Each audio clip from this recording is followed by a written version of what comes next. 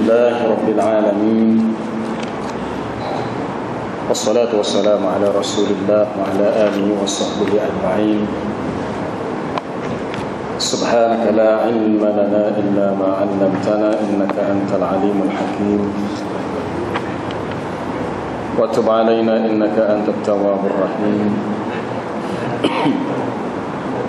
قال رب اشرح لي صدري ويسر لي أمري واحلل عقدة من لساني يفقهوا قولي. أما بعد.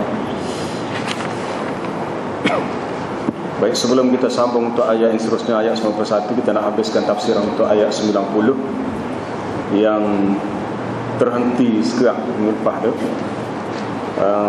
Ayatnya berbunyi, a'udzubillahi minasyaitonirrajim. Innallaha ya'muru bil 'adli wal ihsan wa ita'i dzil qurba wa yanha 'anil fahsya'i wal munkari wal baghi ya'idukum la'allakum tadhakkarun. Sesungguhnya Allah Ta'ala menyuruh kamu supaya berlaku adil, berbuat ihsan, memberi bantuan kepada kaum kerabat, melarang kamu daripada perbuatan fahsyak, perbuatan keji dan mungkar, dan juga perbuatan melampau, berbuat zalim kepada manusia. Dia menasihati kamu, mudah-mudahan kamu mengambil peringatan. Kita berhenti melepas pada wayanha 'anil fahsya'i wal munkar. Al-fahsya jamak daripada fahisyah. Fahisyah merujuk pada semua perbuatan, perkataan yang keji, yang buruk,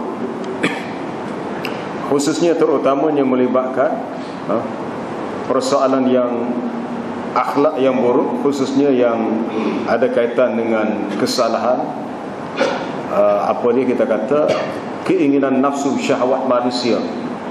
Perkataan fahsyah, walladzina idza fa'alu fahishatan aw zalamu anfusahum. Ulama tafsir menyebut fahisyah merujuk kepada perbuatan zina dan yang seumpamanya. Perkataan mungkar. Perkara mungkar adalah perkara yang fitrah manusia tidak menyukainya. Lawan kepada mungkar adalah ma'ruf.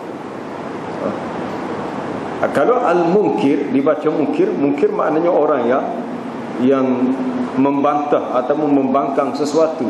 Al-munkar perkara yang dibangkang kerana ia bercanggah dengan fitrah manusia. Lawan kepada mungkar adalah ma'ruf. Ma'ruf sama ada dengan maksud perkara yang diketahui ianya adalah sesuatu yang baik. Wal takum minkum ummatun yad'una ilal khairi wa ya'muruna bil ma'rufi wa yanhauna 'anil munkar. Hendaklah ada di antara kamu satu golongan yang menyuruh kepada khair, kebaikan,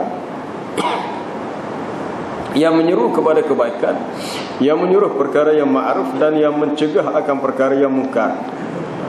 Maknanya dia perlu datang bersama antara amar ma'ruf, nahi munkar, suruh perkara yang baik dan cegah perkara yang munkar. Allah Ta'ala melarang kamu perkara yang munkar. Munkar perkara yang sama ada tidak disukai oleh fitrah manusia atau perkara yang dilarang dalam syariat Islam. Apabila seorang sahabat, satu riwayat sebut daripada Wabisah bin Ma'ad, satu riwayat daripada Nawas bin Sab'an, datang bertemu Nabi SAW, bertanya tentang al-ithmu, tentang dosa. Sebab dosa ni ada kaitan dengan perkara mungkar. Lalu Nabi SAW memberi jawapan, al-birru, kebaikan itu, ma'itma'anni ilaihin nafs, apa yang jiwa kamu merasa tenang dengannya. Manakala wal-ithmu, dosa ataupun perkara mungkar ialah ma haka fi sadrika wa karihta an yattali'a alaihin nas, perkara yang kamu terasa tidak selesa, tidak senang dalam dadamu, dan kamu tidak suka bahawa manusia melihatnya. Perkara mungkar, orang beriman ya'muruna bil ma'ruf wa yanhauna 'anil munkar. Sebaliknya orang munafik pula ya'muruna bil munkar wa yanhauna 'anil ma'ruf. Dia terbalik. Al-munafiquna wal munafiqatu ba'duhum min ba'd. Orang-orang munafik lelaki dan perempuan setengah mereka dengan setengah yang lain. Ya'muruna bil munkar wa yanhauna 'anil ma'ruf wa yaqbiduna aydiyahum nasullaha fanasiyahum dalam surah At-Taubah, berhubung dengan pendedahan sifat orang munafik. Orang munafik menyuruh perkara yang mungkar, mereka melarang perkara yang ma'ruf, yang baik, mereka menahan tangan mereka daripada melakukan kebaikan. Allah Ta'ala melarang kamu daripada perkara yang mungkar. Perkataan fahsya wal munkar disebut bersama juga dalam ayat surah Al-Ankabut, innas salata tanha 'anil fahsya'i wal munkar. Utlu ma uhiya ilaika minal kitabi wa aqimis salah. Bacalah apa yang diwahyukan kepadamu daripada Alkitab, yakni Al-Quran, dan dirikanlah salat. Innas salata tanha 'anil fahsya'i wal munkar. Sesungguhnya salat itu mencegah perkara yang keji dan perkara yang munkar. Yakni apa sahaja perkara yang buruk di sisi agama dan buruk pada penilaian akal yang sihat, maka ia dianggap munkar dan ia dianggap fahsya. Ia dianggap keji dan dia dianggap munkar. Umumnya munkar ni terlalu banyak. Perkara munkar ni terlalu banyak. Wal baghi. Al baghi ialah zulmun nas, berbuat zalim kepada manusia. Wa tajawazal haddi, melampaui batas. Dan dikhususkan untuk disebut al baghi. Walaupun al baghi ini sebenarnya termasuk perkara keji yang tersenarai dalam perkara mungkar, tetapi ia melibatkan khusus antara manusia dengan manusia. Al-baghi ini melibatkan manusia dengan manusia. Rujuk dalam ayat surah Al-Hujurat, wa in ta'ifatan minal mu'minina qatatalu fa aslihu bainahuma. Sekiranya dua golongan yang beriman itu bertelingkah berbalah, maka perdamaikanlah antara kedua-duanya. Fa in fa'at fa asli fa in baghat ihdahuma. Fa in baghat daripada kalimah al-baghyu, bagha yabghi. Sekiranya satu golongan itu melampau, orang dah ajak berdamai tetapi dia tak nak berdamai, dia berkeras, masih terus belah-belah mana aku nak tetap nak apa dah, nak balah juga, ataupun tidak mahu memilih jalan berdamai, maka yang keras tidak mahu berdamai, fa in baghat ihdahuma 'ala al-ukhra faqatilul lati tabghi, maka perangilah, tentanglah golongan yang melampau itu hatta tafi'a ila amrillah, sehingga dia kembali kepada hukum Allah. Al-baghi dalam konteks ayat ini antara manusia dengan manusia. Tapi ada setengah ayat Allah Ta'ala menceritakan perbuatan al-baghi merujuk kepada perbuatan manusia dengan manusia sendiri. Ya ayyuhan nas innama baghyukum ala anfusikum.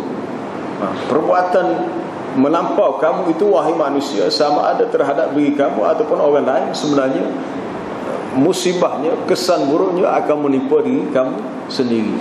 Kalau kamu merasa suatu kepuasan, keseronokan berbuat al-baghi, kezaliman dan melampau, maka ianya adalah mata al-hayatid dunia, hanyalah kesenangan untuk hidup di dunia.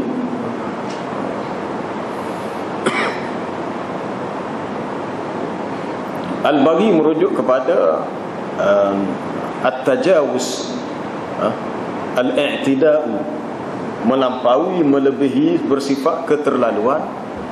Biasanya merujuk kepada perbuatan zalim.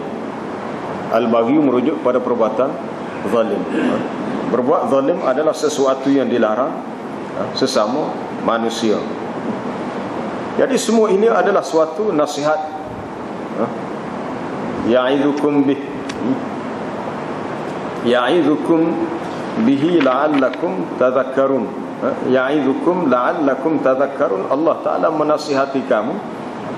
Ya'idzu daripada kalimah wa'adha, ya'idzu mau'izah,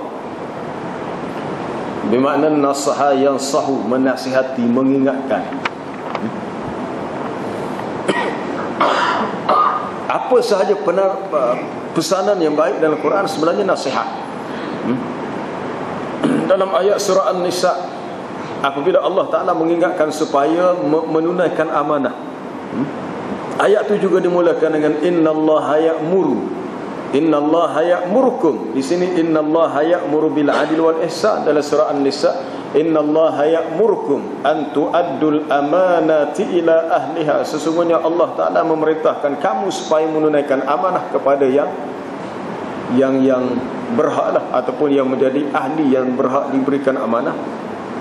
Wa idza hakamtum bainan nasi an tahkumu bil adli. Apabila kamu menghukum sesama manusia, maka hukumlah dengan cara yang adil. Innallaha ni'ma ya'idukum bih. Ada juga ya'idukum. Sesungguhnya Allah Ta'ala dialah yang sebaik-baik memberi nasihat peringatan kepada kamu. Ayat yang berbeza, tetapi permulaan dan pengakhirannya sama. Innallaha ya'muru bil 'adli wal ihsan. Waktu pula innallaha ya'murukum an tu'addul amanat. Ini diakhiri dengan ya'idukum la'allakum tadhakkarun. Innallaha ni'ma ya'idukum bih. Sesungguhnya Allah Ta'ala dialah yang sebaik-baik memberi nasihat peringatan kepada kamu. Mudah-mudahan la'allakum tadhakkarun, mudah-mudahan kamu mengambil peringatan daripada nasihat ini.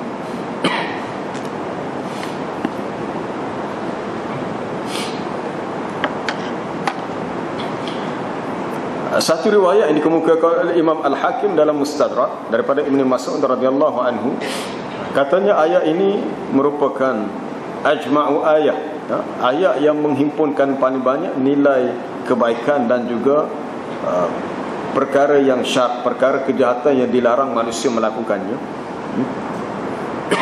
Kebaikan itu ialah kebaikan supaya berbuat adil, ihsan, memberi bantuan kepada kaum kerabat, dan melarang daripada al-fahsya, al-munkar, al-bagh. Adapun sebab Islamnya Uthman bin Maz'un radhiyallahu anhu,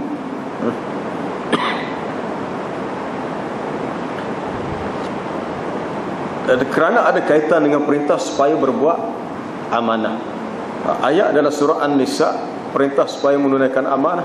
Ada kaitan dengan ayat yang kita baca dalam surah An-Nahl, di mana Uthman bin Maz'un seorang yang pernah diberi tugasan amanah untuk dia memegang anak kunci Kaabah di zaman jahiliyah. Kemudian dia masuk Islam.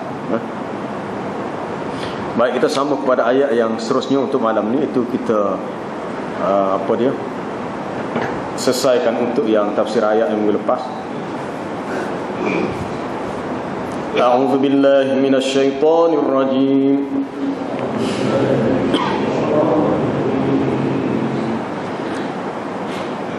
وَأَوْفُوا بِعَهْدِ اللَّهِ إِذَا عَاهَدتُّمْ وَلَا تَنقُضُوا الْأَيْمَانَ بَعْدَ تَوْكِيدِهَا وَقَدْ جَعَلْتُمُ اللَّهَ عَلَيْكُمْ كَفِيلًا.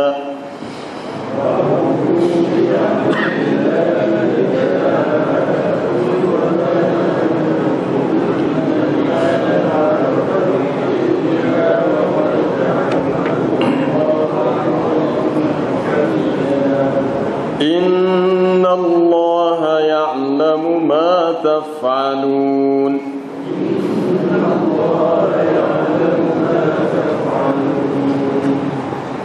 ولا تكونوا كالتي نقضت غزلها من بعد قوة أنكاثا تتخذون أيمانكم دخلا بينكم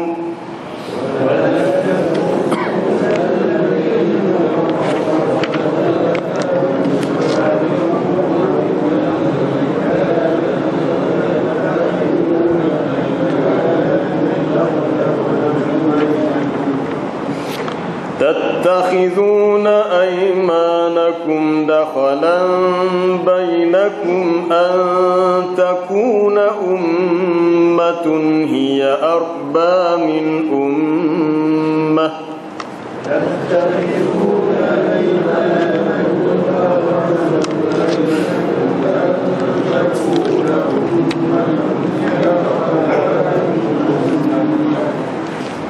إنما يبلوكم الله به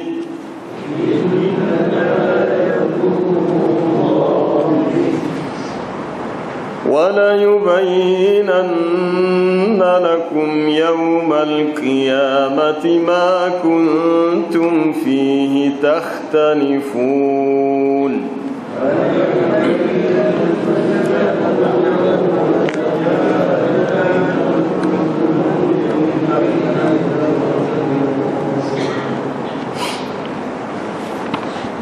وَلَوْ شَاءَ اللَّهُ لَجَعَلَكُمْ أُمَّةً وَاحِدَةً وَلَكِنْ يُضِلُّ مَنْ يَشَاءُ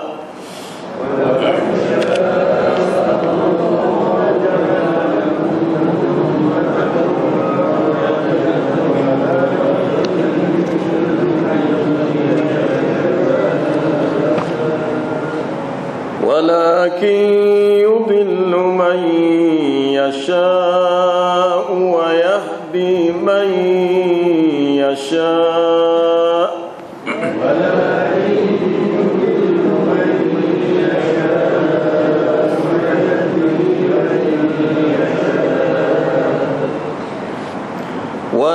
ولتسألن عما كنتم تعملون.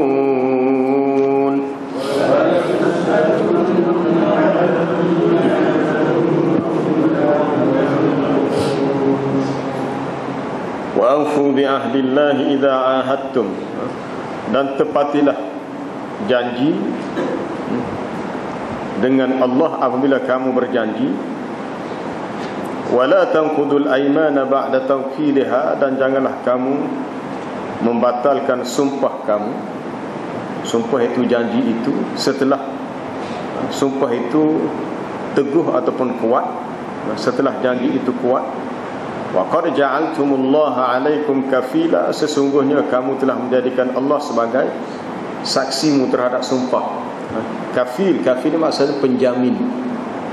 Kamu menjadikan Allah sebagai kafil, sebagai syahid, sebagai jaminan untuk sumpah kamu.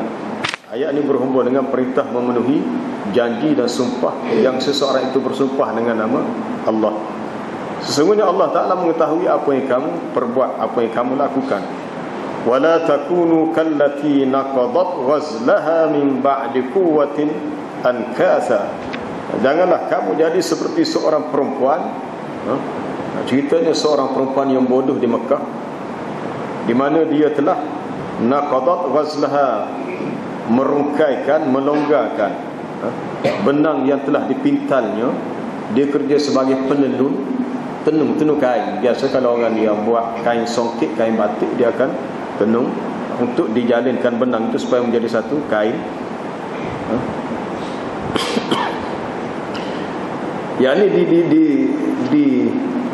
dirombakkan kembali ataupun dicabut kembali setelah yang benang ini pintal itu menjadi kuat, kerana kamu mahu mengambil dengan sumpah kamu itu sebagai dakhalat, sebagai suatu jalan untuk kamu menipu sesama kamu. Ayat ini masih juga dalam bab sumpah, dibandingkan dengan kisah seorang wanita bodoh di Mekah, imra'atun hamqa, ahmaq, yakni hamqa yang bodoh. Kalau dulu biasa orang buat, sekarang ni tak ada dah jenis suka ngait buat topi budak pakai kait, sudah lepas tu dia tarik benda cabut habis, kait pula. Itu adalah kerja yang sia-sia. Seseorang yang berjanji tetapi menjadikan janji itu sebagai suatu dakhalan, jalan untuk menipu, bahawa adalah suatu golongan itu lebih banyak daripada golongan yang lain. Sesungguhnya Allah Ta'ala menguji kamu dengan cara yang demikian. Wala yubayyinanna lakum yawmal qiyamah, dia akan menjelaskan kepada kamu pada hari kiamat ma kuntum fihi takhtalifun, apa yang telah kamu perselisihkan. Walau syaa Allahu la ja'alakum ummatan wahidah, kalau Allah Ta'ala kehendaki nescaya dia menjadikan kamu satu umat sahaja. Walakin yudillu man yasha wa yahdi man yasha, tetapi dia menyesatkan sesiapa yang dia kehendaki dan dia memberi hidayah petunjuk kepada sesiapa yang dia kehendaki. Wala tus'alunna amma kuntum ta'malun, dan sesungguhnya kamu akan ditanya, kamu akan disoal tentang apa yang telah kamu kerjakan semasa di dunia. Pertama, perintah untuk aufu bi ahdillah, perintah untuk menunaikan akan janji dengan Allah apabila kamu. Ayat ni berulang, perintah ni berulang, ayat dengan maksud perintah ni berulang. Di awal surah Al-Maidah, ya ayyuhallazina amanu aufu bil uqud, hendaklah kamu memenuhi akan segala akad. Apa ni akad? Kita faham ni akad, biasanya akad nikah kahwin, akad jual beli. Sebenarnya akad itu mengandungi satu maksud yamin, sumpah, walaupun tidak mari dengan lafaz sumpah. Seseorang yang apabila dia membuat suatu akad, maka seperti ada suatu akdun, ikatan. Ada sirah ijab dan ada qabul. Sebab tu dalam bab sumpah, dalam Islam dia ada perbahasan khusus dalam kitab fiqh, Kitabul Aiman. Kitab menyatakan persoalan sumpah. Seseorang tidak boleh mempermainkan sumpah. Sumpah ni salah kalau dipermainkan, dipanggil al-yamin al-ghamus. Seseorang yang memain-mainkan persoalan sumpah, kecuali sumpah yang lara. Sumpah yang lara yang dinyatakan dalam suratul Maidah, la yu'akhidhukumullahu bil-lagwi fi aymanikum walakin yu'akhidhukum bima aqadtumul ayman. Allah Ta'ala tidak mengira kesalahan perkara yang lara berlaku pada sumpah kamu, sebab sumpah tu dia anggap suatu ahdun, suatu perjanjian. Tetapi yang dia ambil kira ialah apa yang diikat dengan kuat oleh hati kamu terhadap aiman, sumpah-sumpah itu. Maka sesiapa yang melanggar sumpahnya, fakafaratuhu it'amu 'asharati masakin, beri makan 10 orang miskin, ataupun kiswatuhum, beri pakaian, ataupun tahriru raqabah, merdekakan seorang hamba. Sekiranya tidak mampu dua itu, faman lam yajid fasiyamu thalathati ayyam, hendaklah dia berpuasa 3 hari untuk bayar kifarat sumpah, ataupun dengan sebab dia telah melanggar janji melalui sumpah tadi. Apabila seseorang bersumpah, sebenarnya dia berjanji dengan Allah. Sebab tu dalam kitab fiqh disebut sekali antara al-aiman dengan an-nuzur, bab sumpah dan nazar. Nabi SAW bersabda, kafaratul yamin kafaratun nazar. Kafaratun nazar adalah kafaratul yamin, kifarat bagi seseorang yang bernazar kemudian dia tak mampu nak tunaikan nazarnya, sama dengan kifarat sumpah yang disebut dalam surah Al-Maidah. Yang terakhir tadi apa dia? Puasa 3 hari. Wahfazu aymanakum, maka Allah Ta'ala memerintahkan hendaklah kamu menjaga, memelihara sumpah-sumpah kamu. Bukan sesumpah. Sesumpah tu si binatang dalam hutan tu. Itu sumpah-sumpah.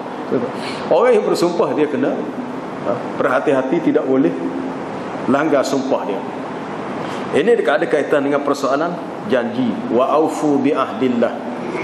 Kita melihat dalam sejarah para sahabat adalah seorang yang sangat bertakwa kepada Allah. Apabila mereka berjanji dengan Allah, yang Nabi sebut dalam setengah hadis, orang-orang yang lau aqsamallah la abarrahu, kalau dia bersumpah dengan nama Allah, pasti dia akan tunaikan sumpah sebagai suatu bukti bahawa dia seorang yang benar. Lau aqsamallah la abarrahu, kalau dia bersumpah dia pasti akan tunai, pasti akan buat kebaikan daripada sumpahnya dia nyatakan itu. Contoh dalam peristiwa bai'atul ridwan, innal ladzina yubayyi'unaka innama yubayyi'una Allah yadullahi fawqa aydihim, sesungguhnya orang-orang yang berbai'ah, yang membuat janji setia denganmu ya Muhammad, mereka sebenarnya membuat janji setia dengan Allah. Maknanya mereka telah mengikat perjanjian dengan Allah dengan cara menyatakan ketaatan kepada Nabi SAW. Dalam peristiwa bai'atul ridwan semasa Nabi berada di Hudaybiyah, apabila terdengar khabar angin mengatakan Uthman bin Affan radhiyallahu anhu yang dihantar sebagai wakil Nabi bertemu dengan pembesar-pembesar Quraisy, dengar khabar kata dia dibunuh. Sebenarnya tidak dibunuh, dia cuma dikurung, ditahan. Lalu Nabi kata, belah-belah mana kita tidak akan balik ke Madinah sehingga kematian Osman berjaya kita tebus. Lalu Nabi kata kita mesti berjanji setia, buat bai'ah. Bai'ah itulah dipanggil ahdun tu, janji. Lalu mereka bersumpah dengan nama Allah bahawa mereka akan berjuang sehingga ketitisan darah yang terakhir. Itu bahasa orang sekarang. Berjuang sungguh-sungguh sehingga ketitisan darah yang terakhir. Oleh kerana mereka benar-benar ikhlas dalam janji itu untuk bersama dengan Nabi, maka Allah Ta'ala menyatakan yadullahi fawqa aydihim, tangan Allah di atas tangan mereka. Sebab ketika berbai'ah, sahabat letak tangan gini, lapik-lapik. Mungkin dalam satu masa yang berbai'ah itu ramai 1,000 lebih. Sebab dalam riwayat sebut 1,400 ikut Nabi semasa ke Hudaibiyah. Jadi 1,000 ni nak buat sekaligus mungkin tak dapat. Mungkin dia pergi berapa orang letak tangan Nabi atas sekali. Jadi apabila mereka berbai'ah dengan Nabi, menyatakan janji mereka, janji mereka berjanji di bawah pokok.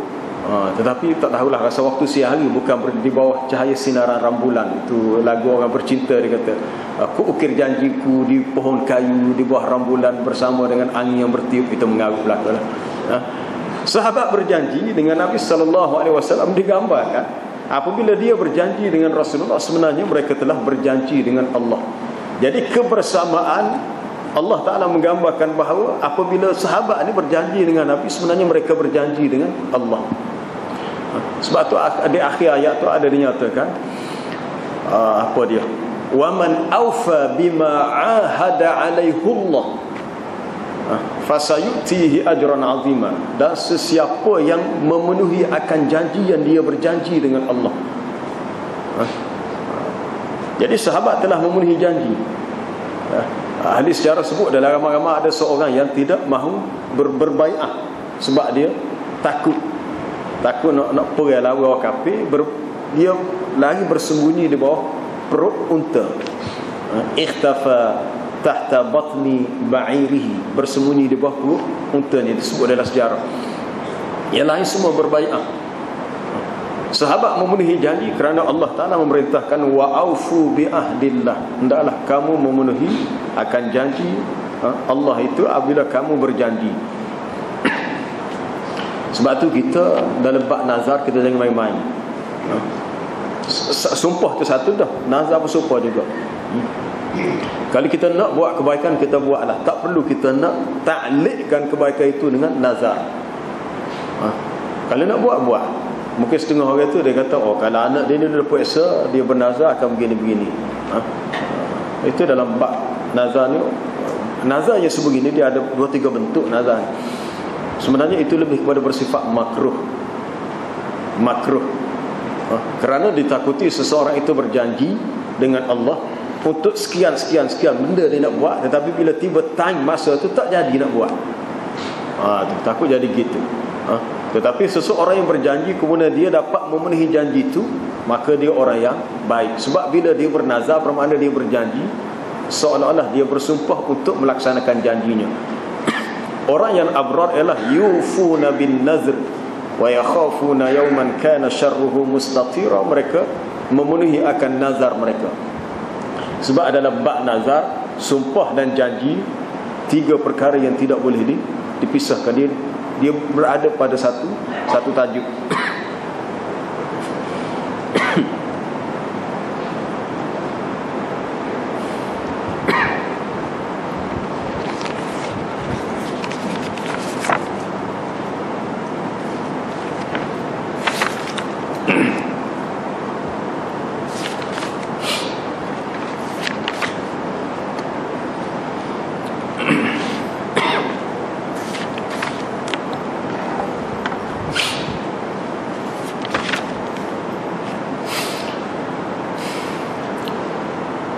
Wala tanqudul aymana ba'da tawkidiha, janganlah kamu merungkaikan janji-janji kamu setelah dikuatkan.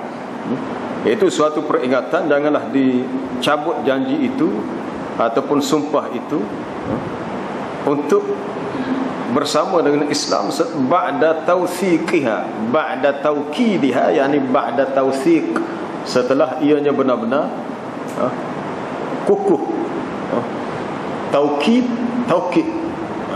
Kalau kita mengaji nahwu dalam bahasa Arab ni, dia ada satu babut taukid, ada taukid lafzi, ada taukid ma'nawi.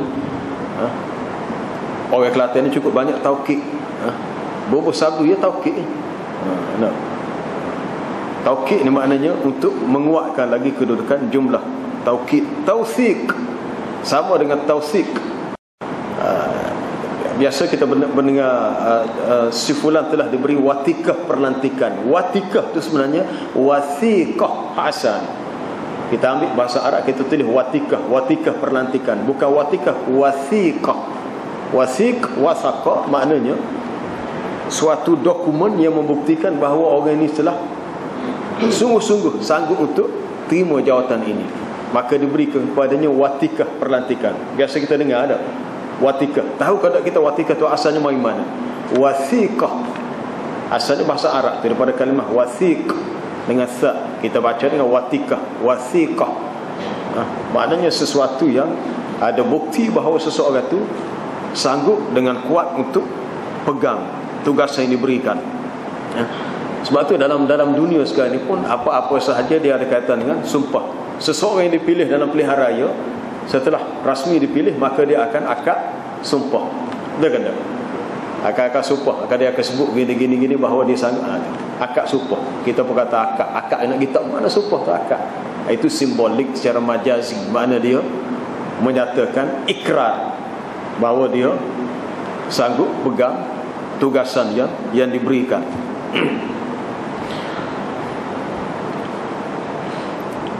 Yang dimaksudkan dengan aiman, sumpah di sini adalah ad-dakhilah, perkara yang termasuk dalam uhud, mawasik, dalam semua janji-janji dan ikatan-ikatan perjanjian.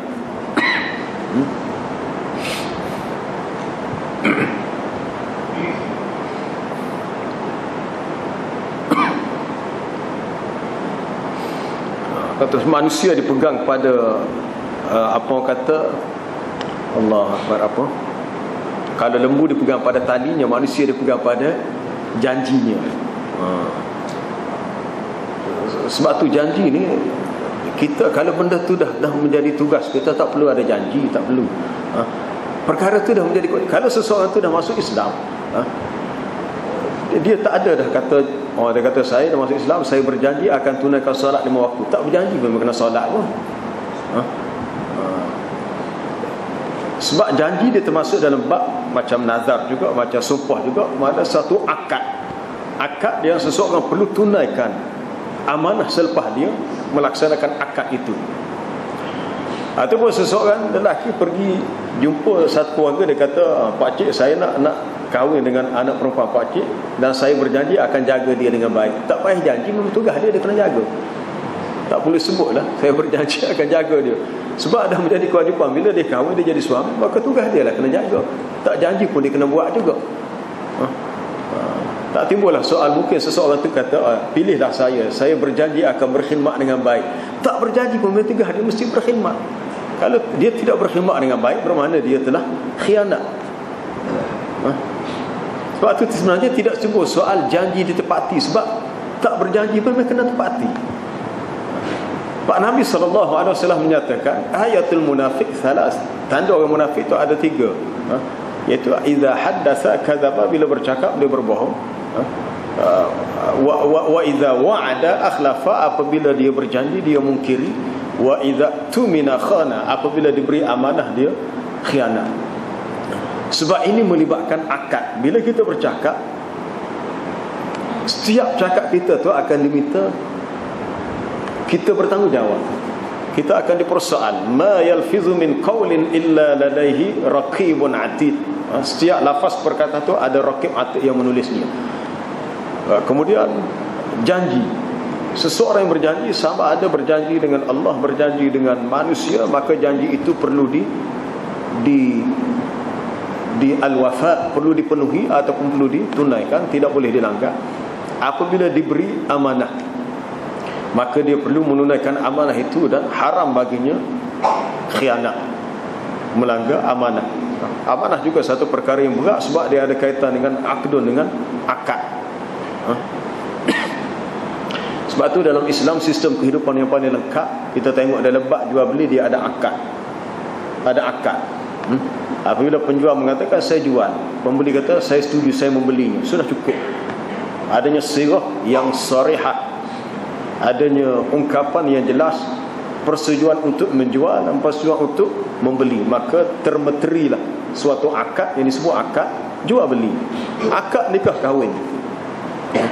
Apabila imam itu ijab, mengatakan aku nikahkan engkau gini, yang pengantin kata aku terimalah, kabul, maka berlakulah suatu akad melalui lafaz. Dan akad itu adalah sesuatu yang berat, sesuatu yang berat. Wa in aradtum istibdala zawjin makana zawjin wa ataitum ihdahunna qintara fala ta'khudhu minhu syai'a ata'khudhunahu buhtanan wa ithman mubina wa kaifa ta'khudhunahu wa qad afdha ba'dukum ila ba'din wa akhadhna minkum mitsaqan ghalidha. Ini adalah bab perkahwinan. Apabila kamu mahu menukar seorang isteri dengan isteri yang lain, mana seseorang yang mungkin keinginan untuk berkahwin yang lain, dia tidak boleh mengambil mas kahwin daripada bekas isteri yang pertama. Kalau berlaku perceraian, maka perlu ada mas kahwin yang lain. Dan kamu telah memberikan kepada salah seorang dengan harta yang banyak. Maksud harta itu adalah mahar, mas kahwin. Maka jangan kamu mengambil sedikit daripadanya. Fala ta'khudhu minhu syai'a. Si suami tidak boleh mengambil, itu sebab hak isterinya. Bagaimana kamu hendak mengambilnya? Wa kaifa ta'khuzunahu, padahal waqad afdha ba'dukum ila ba'din, setengah kamu dengan setengah yang lain telah bergabung, mana telah hidup sebagai suami isteri. Dan mereka telah mengambil, si isteri itu telah mengambil daripada kamu mitsaq, perjanjian. Mitsaq jamaknya mawasik, perjanjian. Berjanji bahawa dia sanggup menjadi pasangan kepada lelaki yang menjadi suaminya. Mitsaqan ghaliz. Ghaliz maknanya berat. Suatu perjanjian yang berat dan kukuh. Allah Ta'ala menggambarkan bahawasanya perkahwinan, ijab qabul, masa kahwin itu suatu perjanjian yang besar. Dalam bab jual beli pun sama juga. Maka sebenarnya kita hidup di dunia ini, kita menanggung tugasan amanah yang banyak. Sama ada tugas kita di tempat kerja, tugas kita di rumah kita, semuanya termasuk dalam uhud ataupun uqud ataupun mawasik, perjanjian. Apa dia lagi? Ikatan setia.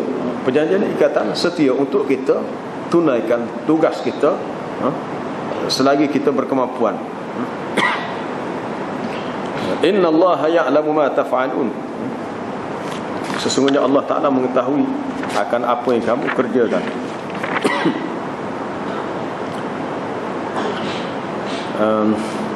Wa qad ja'altumullaha 'alaikum kafila. Sebelum tu, sesungguhnya kamu telah menjadikan Allah sebagai penjamin ataupun sebagai saksi bagi janji ataupun sumpah kamu.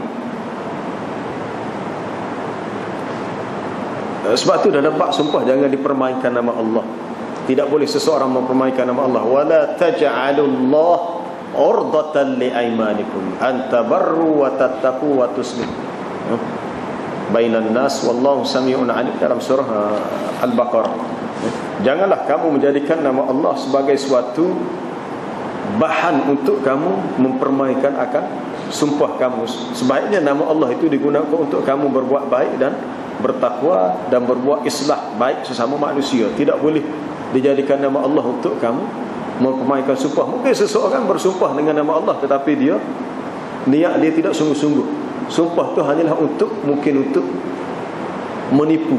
Seperti disebut dalam ayat selepasnya, dakhalam bainakum, kamu menjadikan sumpah kamu untuk menipu sesama kamu.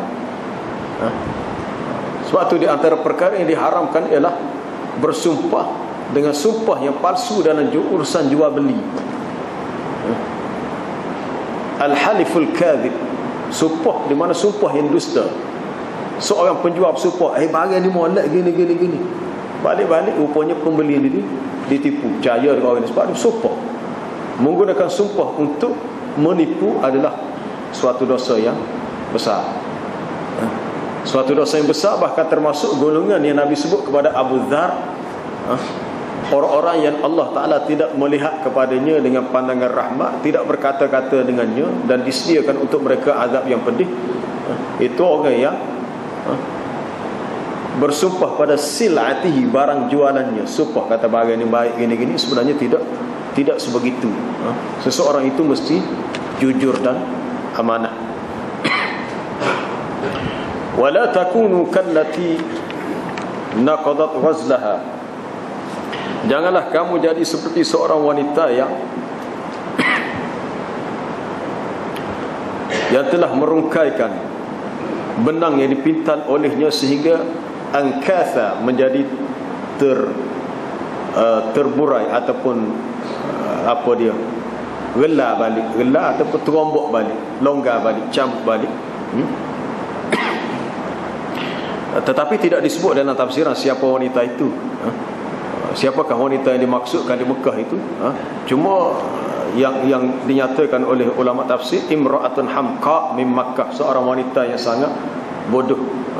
Hamqa daripada kalimah ahmaq, seorang yang bodoh. Adalah ia telah membuat pintalan menenun kain dengan benang tul yaumiha, sepanjang harinya. Sehari suntuk menenun kain, bila siap apa diputari, terombokan. Maknanya itu suatu kerja yang sangat meletihkan, kemudian menjadi sia-sia. Seumpama budak-budak main tepi pantai, dia buat dengan pasir, dia buat macam-macam bentuk lah, buat bentuk rumah istana pasir. Sudah puas main, dia pun sepak apa perata habis, tak ada lah. Sekarang untuk main-main, untuk suka-suka. Jadi kalau kerja yang kita buat dalam kehidupan kita, kerja yang begitu sifatnya, maka dia anggap rugilah. Masa yang terbuang begitu sahaja, akhirnya hasilnya tidak ada. Kamu menjadikan sumpah-sumpah kamu sebagai dakhalan. Dakhalan maknanya ai fasadan wa makran wa khadi'ah, sebagai suatu kerosakan, sebagai suatu tipu helah dan khadi'ah, untuk tipu daya, untuk menipu, bersumpah untuk menipu. Bersumpah untuk menipu ni biasa dilakukan oleh orang-orang munafik. Orang-orang munafik menjadikan sumpah-sumpah mereka sebagai perisai untuk membuktikan mereka ni tidak bersalah, supaya mereka tidak diganggu, tidak dikacau. Kononnya mereka juga orang Islam. Lihat ayat kedua dalam surah Al-Munafiqun, ittakhazu aymanahum junnatan fasaddu an sabilillah innahum sa'a ma kanu ya'malun. Mereka menjadikan sumpah-sumpah mereka sebagai perisai, junnah. Perisai ni kalau kita pergi perang, orang yang pergi perang dia buat perisai macam besi lah, besi bentuk bulat. Perisai maknanya kalau sampai senjata tombak anak panah, dia boleh tahan, mana tidak mengena tubuh dia. Junnah, kalau kita baca jannah jadi taman, jadi syurga. Kalau baca jinnah, jinnah maknanya jin ataupun gila. Jinnah sama ada jin ataupun gila. Tapi kalau baca junnah, perisai. Bahasa Arab ni silap baris boleh berubah makna. Mungkin kita kata silap sikit je baris, pak sikit tu jadi banyak berubah. Dia tak ada sikit banyak, dia akan berubah 100%. Ittakhadhu aymanahum junnatan, mereka menjadikan sumpah mereka sebagai perisai dengan maksud untuk fasaddu an sabilillah, menghalang manusia daripada jalan Allah. Maka sumpah itu dijadikan suatu dakhala. Dakhal yakni untuk makran wa khadi'ah, untuk menipu. Untuk menipu orang lain dengan sumpah yang dilakukan. Kerana satu golongan itu lebih banyak daripada golongan yang lain. Ummah di sini maknanya jamaah, antakuna ummatun arba min ummah, bahawa adalah suatu jamaah itu lebih banyak bilangannya daripada bilangan yang lain. Ini biasa berlaku dalam masyarakat Arab jahiliyah. Atas kepentingan peribadi mereka dan keluarga mereka, maka mereka bersumpah. Salah satu perkara buruk orang jahiliyah langgar sumpah, sebab ini bukan semua yang buat. Mungkin ada setengah yang buat, tapi kebanyakannya berpegang kepada janji. Walaupun dia kafir, tapi bab janji dia pegang. Orang Arab jahiliyah ada juga nilai-nilai positif, kena faham. Ada juga memuliakan tetamu, ada seperti ikramud dhaif, memuliakan tetamu, fakul asara, membebaskan tawanan perang, ada, ataupun al-wafa'u bil ahdi, memenuhi janji. Memenuhi janji. Walaupun dia kafir jahiliah, tetapi dalam bab janji dia penuhi janji. Maknanya ada juga nilai-nilai positif yang masih mereka miliki. Innama yablukumullahu bih, sesungguhnya Allah Ta'ala menguji kamu dengannya, iaitu menguji kamu dengan minal wafa'i bil ahdi, untuk kamu memenuhi akan janji kamu itu. Sebenarnya kita diuji sama ada kita dapat penuhi atau tidak. Allah Ta'ala akan menjelaskan kepada kamu di hari kiamat perkara yang kamu perselisihkan berhubung dengan persoalan janji itu, bahawasanya akan diazab sesiapa yang melanggar janjinya dan diberi pahala kepada sesiapa yang memenuhi akan janjinya. Sama ada janji antara dia dengan sesama manusia ataupun janji dia dengan Allah. Kalau janji dengan Allah dia dipanggil nazar. Sebab tu nazar ni dia mesti dalam bab perkara ketaatan, tidak boleh dalam perkara maksiat. Nabi SAW bersabda dalam hadis yang sahih, man nazara an yuti Allah falyuti'hu, wa man nazara an ya'si Allah fala ya'sihi. Sesiapa yang bernazar untuk mentaati Allah, maka hendaklah dia taat kepada Allah. Sesiapa yang bernazar untuk melakukan maksiat kepada Allah, maka janganlah dia melakukan maksiat itu. Maka dia kena nazar tu dikira nazar yang mulghah, yang terbatas, sebab tidak sah untuk bernazar dalam perkara maksiat. Nazar hanya dalam perkara ketaatan, sebab dia termasuk dalam bab janji.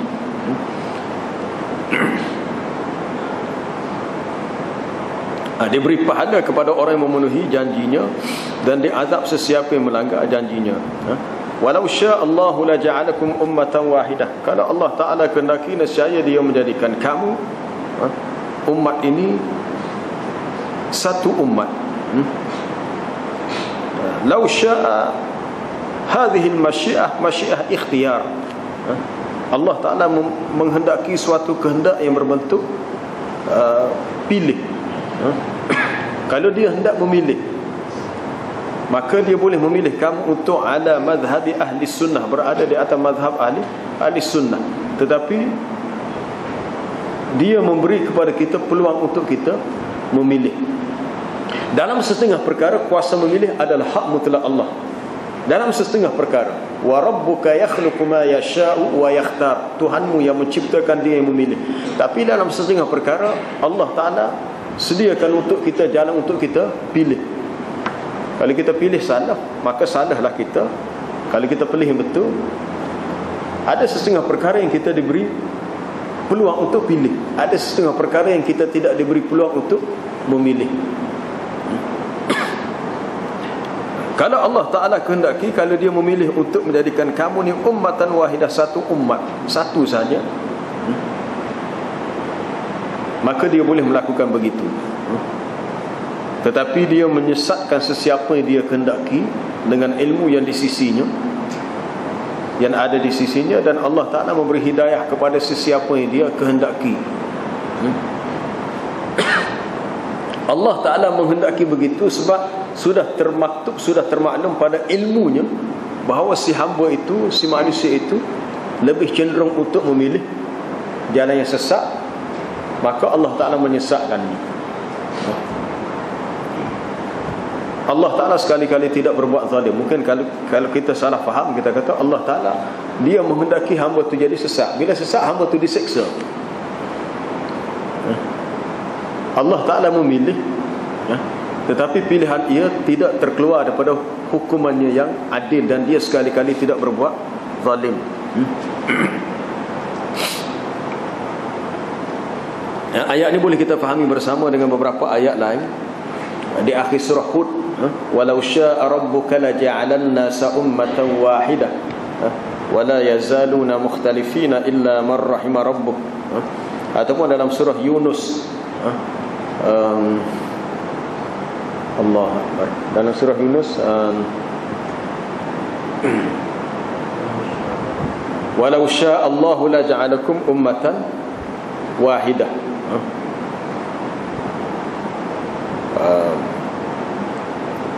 Ataupun dalam surah Asy-Syura, dalam surah Asy-Syura pada juga, dalam surah Asy-Syura, walau syaa Allahu la ja'alakum ummatan wahidah walakin yudkhilu man yasha'u fi rahmatihi. Sama nak tukar ayat ni dengan dalam surah Asy-Syura, walakin yudkhilu man yasha'u fi rahmatihi walakin yudhillu man yasha'u wa yahdi man yasha'.